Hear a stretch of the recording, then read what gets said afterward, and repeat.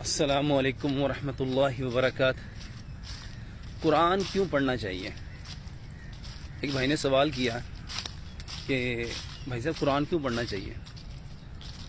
تو میں نے کہا کہ بھائی قرآن اس لیے پڑھنا چاہیے کہ یہ اللہ کی باتیں ہیں اور اس میں اللہ تعالیٰ ہمیں بتانا چاہتا ہے کہ زندگی کیسے گزارنی ہے، اور تم سے پہلے جو لوگ آئے تھے انہوں نے زندگی کیسے گزاری وہ اللہ تعالیٰ نے قرآن میں ہمیں بتایا۔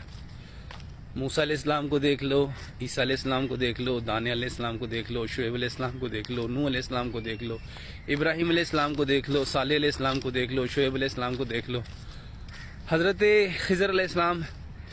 آپ جتنے بھی قرآن میں تذکرے ہیں اگر آپ ان کو دیکھیں گے تو آپ کو سمجھ آ جائے گی کہ انہوں نے زندگی کیسے گزاری اور اللہ تعالیٰ نے جس قوم نے جیسے زندگی گزاری ان کے ساتھ کیا سلوک کیا۔